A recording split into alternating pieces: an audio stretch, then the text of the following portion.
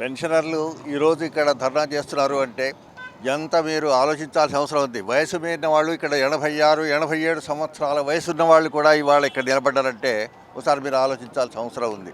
ఈ central government ఈ మధ్య కాలంలో తీసుకున్నటువంటి ఆర్థిక బిల్లు ఏదైతే ఉందో ఆర్థిక బిల్లు మొత్తం పెన్షనర్స్ అందరినీ కూడా 2 భాగాలుగా విభజించడం అనేది జరిగింది. అది 2025 అనే పేరుతో తీసుకొచ్చింది. అది 1/1/2026 తర్వాత ఉన్న వాళ్ళు వేరు, 1/1/2026 ముందున్న పెన్షనర్స్ వేరు.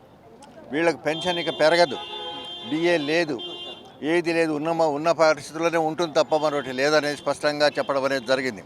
అంటే 2 పెన్షనర్స్ను మొత్తం 2 భాగాలుగా విభజించడం వల్ల ఇది చాలా పెద్ద నష్టం జరుగుతూ ఉంది.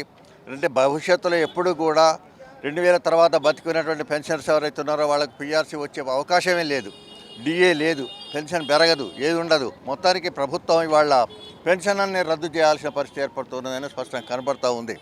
గతంలోనే సర్వీస్లో ఉన్న వాళ్లకు నష్టం చేసింది. 1/1/2004 తర్వాత అపాయింట్ అయిన వాళ్ళు ఎవరికి కూడా పెన్షన్ లేకుండా పోయింది. అంటే ఆ రోజు పెన్షన్ పోయింది, ఇవాళ మొత్తం పెన్షన్ లేకుండా చేయడానికి ప్రభుత్వం ప్రయత్నిస్తుందనేది మనకు స్పష్టంగా కనబడుతుంది. అందుకోసం పెన్షనర్స్ అయినటువంటి వాళ్ళు ఎవరైతే ఉన్నారో ఇవాళ ఇక్కడికి రావడానికి ప్రధాన కారణం అదే కాకుండా కేంద్ర ప్రభుత్వం ఏం చేస్తుందో రాష్ట్ర ప్రభుత్వాలు కూడా దాన్ని అనుసరిస్తడం జరుగుతూ ఉంది. సిపిఎస్ తీసుకొచ్చింది, సిపిఎస్ తర్వాత ఇవాళ ఓపీఎస్ ఏమని మళ్ళీ అడగాల్సిన పరిస్థితి ఏర్పడుతూ ఉన్నది. అంటే పెన్షన్ ఎవరైతే తీసుకుంటున్నారో వాళ్ళకు 2000, 3000 కంటే పెన్షన్ రావడం లేదు. ఈపీఎస్ పెన్షనర్స్ ఎలా ఉన్నారో ఇప్పుడు state government, central government pensioners కూడా అదే పరిస్థితి వాళ్ళు ఏర్పడేది మనం స్పష్టంగా గమనించాల్సిన అవసరం ఉంది. అందువల్లనే పెన్షనర్స్ అందరూ ఇక్కడ మీరు చూస్తున్నారు, దాదాపు ఇక్కడ నిలబడ్డ వాళ్ళందరూ కూడా పెన్షనర్సే తప్ప మరొకటి కాదు. ఇంకా సర్వీస్లో ఉండే వాళ్ళందరూ ఇవాళ వస్తున్నారు, అక్కడ ప్రొసెషన్లో ఉన్నారు, వాళ్ళు ప్రొసెస్లో వస్తున్నారు. మనం ఇవాళ ఇక్కడ నిలబడి ఉన్నామంటే అర్థం ఏంటంటే పెన్షనర్స్కి జరిగే నష్టాన్ని పూడ్చాల్సింది ప్రభుత్వమే తప్ప మరొకటి కాదు. ఇవాళ పెన్షనర్స్ను తర్వాత సర్వీస్ అసోసియేషన్లో ఉన్న వాళ్ళను ప్రజలను వేరువేరు భాగాలుగా చూస్తూ ఉన్నారు. ప్రజలకు పెన్షనర్స్కి కానీ లేకుంటే ఉద్యోగస్తులకు కానీ వాళ్ళు వేరు వీళ్ళు వేరు అనే పరిస్థితి చూస్తున్నది కాదు, సరైనది కాదు. ఎందుకంటే భారతి లాంటి వాళ్ళు ఉద్యోగులు ఎవరైతే ఉన్నారో ప్రభుత్వం తీసుకొచ్చేటువంటి ఏదైతే సంక్షేమ పథకాలు ఉన్నాయో సంక్షేమ పథకాన్ని అమలు చేయాలంటే ఖచ్చితంగా ఉద్యోగులకు కావాలా.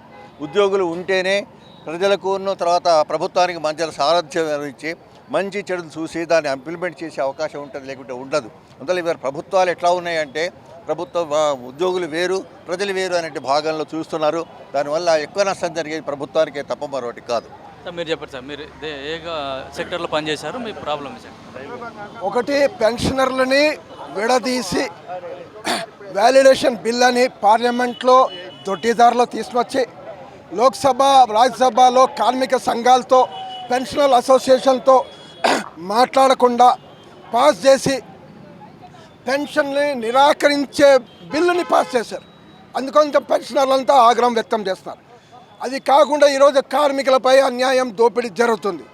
శ్రామికులు ఎవరైతే దేశంలో సంపద సృష్టిస్తున్నారో వాళ్ళకి ఆ సంపద నుంచి దూరం చేస్తున్నారు, వాళ్ళ బెనిఫిట్స్ నుంచి దూరం చేస్తున్నారు. ఉదాహరణకి 26,000 మినిమం శాలరీ ప్రతి వాడికి అన్స్కిల్డ్ వర్కర్కి అడుగుతున్నాం. ప్రతి వాడికి జర్నలిస్ట్ నుంచి వేరే వర్కర్స్ నుంచి సర్వీస్ ఎంప్లాయీస్ నుంచి అందరికీ ఇవ్వాలని 26,000 మినిమం పే. ఇది నిరాకరిస్తున్నారు. పార్లమెంట్లో 178 రూపాయలని పాస్ చేశారు ఫ్లోర్ వేజ్. 175 రూపాయలు పర్ డే. ఎలా బతుకుతాడు కార్మికుడు? అసలు సిగ్గు చేయటం. తర్వాత ఈ లేబర్ కోడ్లను ఏదైతే తెచ్చారో ఇది కార్మికుల హక్కులు ఏదైతే కొంచెం హక్కులు ఉందో ఆ కొంచెం హక్కుల్ని కూడా తీసేస్తున్నారు. ఉదాహరణకి 70% మంది కార్మికుల్ని కార్మిక చట్టాల నుంచి దూరం చేస్తున్నారు. కార్మిక చట్టాలు వాళ్ళకి వర్తించదు. కాంట్రాక్ట్ వర్కర్కి ఒక చట్టం, వీడికో చట్టం.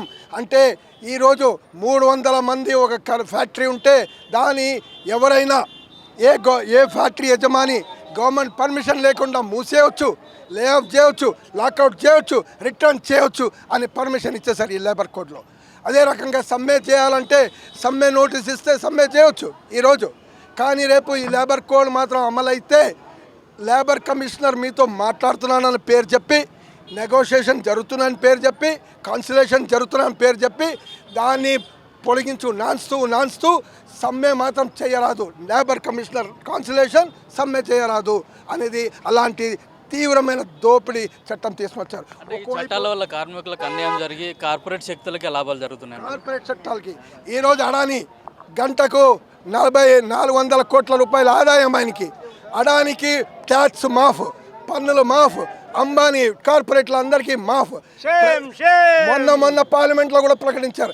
గత 5 సంవత్సరాల్లో 15 లక్షల కోట్ల రూపాయలు వాళ్ళ బ్యాంక్ అప్పులని మాఫ్ చేశారు గవర్నమెంట్. సాధారణమైన కార్మికుడు, సాధారణమైన ప్రజలకి ఇది అవకాశం ఉందా? 200 గల్లా పట్టుకుని వసూలు చేస్తారు, వాళ్ళకి మాఫ్ చేస్తారు. ప్రతి సంవత్సరం 3-4 వేల కోట్ల 5 లక్షల కోట్ల రూపాయలు మాఫ్ చేస్తారు. ఈ బడ్జెట్లో కనబడుతుంది. ఇలాంటి సమయంలో కార్పొరేట్లకేమో ఇన్సెంటివ్స్, కార్మికులపై ఈ చట్టాలు, హక్కుల పేరు మీద హరింపులు, అదే కాకుండా జిఎస్టీ, పన్నులు, ధరలు, నిరుద్యోగం, ఇవన్నీ మొత్తానికి ఈ ఎవరైతే శ్రామికులు ఉన్నారో వీళ్ళని ఒక రకంగా వాళ్ళు అణిచివేసి వాళ్ళని అసలు భరించేటట్టు లేదు. ఇంకోటి ఒక పెద్ద స్టాటిస్టిక్స్ ఉంది. ఈరోజు భారతదేశంలో 39% జీడిపి హౌస్ హోల్డ్ డెట్, గృహ రుణాలు. అంటే స్కూటర్లు, కార్లు కొంటే గృహ రుణాలు ఓకే, కానీ స్కూటర్లు కాదు, భోజనానికి, అన్నంకి, కనీస వసతులకి, స్కూల్ పిల్లలకి బుక్స్, దానికోసం అప్పులు తీసుకుంటున్నారు. అంత దారుణమైన పరిస్థితి ఇండియాలో ఉంది. అందుకే క్యాపిటలిస్టులు, కార్పొరేట్లు చాలామంది బిజినెస్లు వెళ్ళిపోతున్నారు, వేరే దేశానికి వెళ్ళిపోతున్నారు. ఈరోజు డెవలప్మెంట్ లేదు భారతదేశంలో, ఎవరు ఇండస్ట్రీ పెట్టట్లేదు. ఇంత ఇన్సెంటివ్ ఇచ్చినా ఎందుకు పెట్టట్లేదు? ఎవరు లేరు, కొనుగోలు శక్తి లేదు, మార్కెట్ లేదు, డిమాండ్ లేదు. ఇంత దారుణమైన పరిస్థితి భారతదేశంలో ఉంటే మనం విశ్వగురు అంటాం, వికసిత్ భారత్ అంటాం, అన్ని సుత్తి కబుర్లు అంటాం. కానీ ఇక్కడ దరిద్రం మెనకంటుంది. 130 కంట్రీస్లో 109th పొజిషన్ ఉంది హంగర్ ఇండెక్స్లో, అంటే ఆకలి సూచికలో. ఇంత దారుణమైన పరిస్థితి భారతదేశంలో. అందుకే కార్మిక వర్గం తిరగబడుతున్నారు. ఈరోజు దేశమంతా ఈ వెలువ కనబడుతుంది.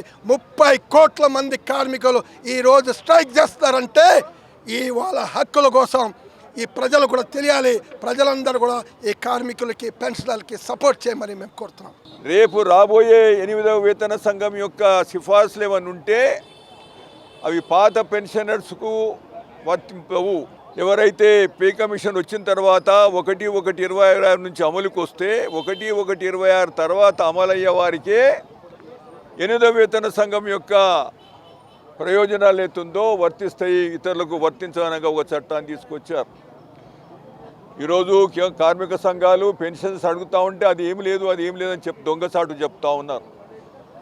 ఈరోజు ఈ సమ్మెకు దేశవ్యాప్తంగా ఉన్న వ్యవసాయదారులు కూడా మద్దతు పలుకుతూ ఉన్నారు. దాదాపు వ్యవసాయదారుల యొక్క ఫార్మర్స్ యొక్క సమ్మె మనందరికీ తెలుసు. దాదాపు 800 మంది 900 మంది అవుతుందో ఉద్యమంలో అవుతుందో వాళ్ళ ప్రాణాలు కోల్పోయారు. నేను రియలైజ్ అయ్యాను, పశ్చాత్తాపడుతున్నాను. నేను నా చట్టాలని ఎత్తుందో ఉపసంహరించుకుంటానని చెప్పాడు. చెప్పిన తర్వాత దానికి గతి లేదు. ఈరోజు వరకు వాటి ఉపసంహరించలేదు, వాళ్ళు చర్చించడం లేదు. ఆ విధంగా చేస్తూ ఉన్న పరిస్థితి. తర్వాత నేను ఒకే ఒక విషయం చెప్తాను. ఈరోజు లేబర్ చట్టాల వల్ల మొత్తం కార్మిక వర్గం వచ్చి వాడికి ఎత్తుందో కట్టుబానిసలుగా తయారయ్యే పరిస్థితి ఉంది. ఈ నెలలోనే 2వ తారీఖు నాడు అయితే పాశమైలారంలో సిగాచి పరిశ్రమలో ఏదో ఘాతకం జరిగిందో, ఈ ఘాతకాలన్నింటి కేంద్ర ప్రభుత్వం కానీ రాష్ట్ర ప్రభుత్వాలు కానీ చాలా లైట్గా తీసేస్తూ ఉన్నాయి. సిగ్గు లేకుండా ఇమ్మీడియట్గా అడగకుండా చేయకుండానే మేము ₹1,00,000 ఇస్తాము, 50 లక్షలు ఇస్తాము, ₹1,00,00,000 ఇస్తాం ప్రకటిస్తూ ఉన్నారు. సమస్య అది కాదు, నీ కాకపోతే నీ అయ్యవలసిన అవసరం ఉంది. కానీ ఎందుకు జరుగుతూ ఉన్నాయి ఆ విధంగా? కారణం ఏంటి? ఎందుకు ఆ రోజు అక్కడికి ఎందుకు బ్లాస్ట్ అయిపోయింది? అది నీ ఫ్యాక్టరీ ఇన్స్పెక్టర్స్ ఏమవుతా ఉన్నారు?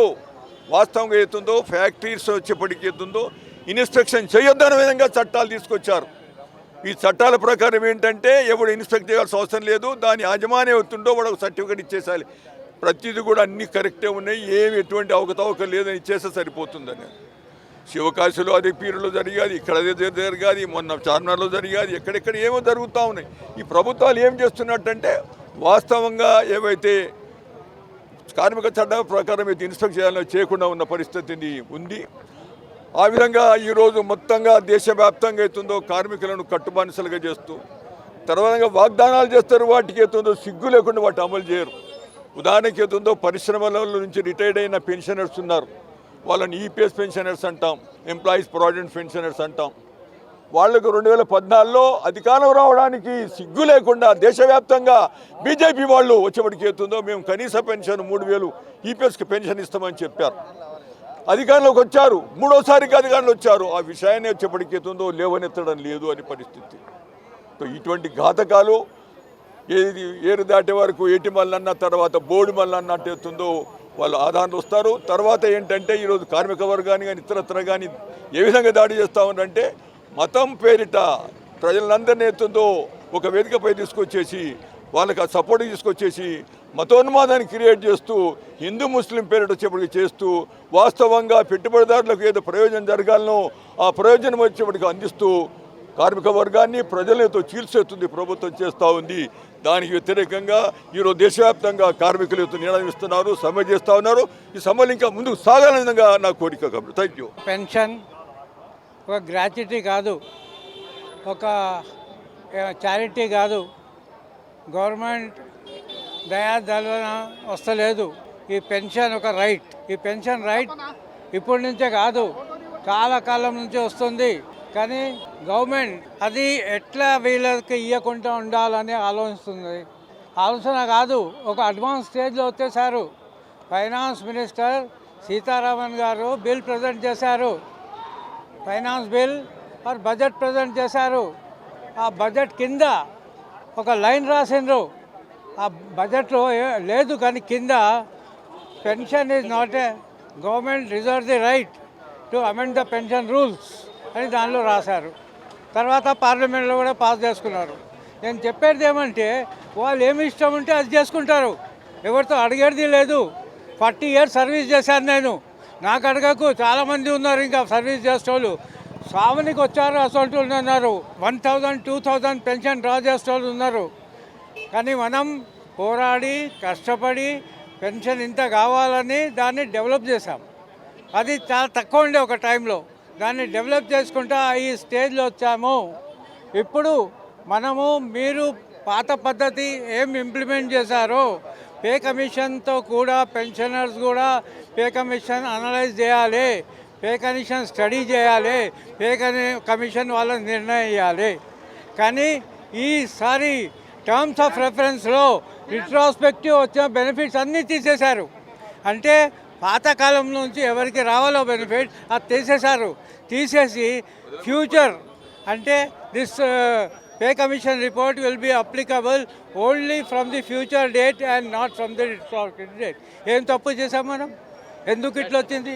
బ్రిటిషర్స్ కూడా చేయలే, వీళ్ళు చేస్తున్నారు. బ్రిటిష్ కన్నా most dangerous and reactionary government we are facing. This government is anti employees, this government is reactionary, this government is anti-nation. Such a government we are facing. Therefore, comrades, what I am telling is not exaggerating anything. The facts I am telling. Therefore, please take a note.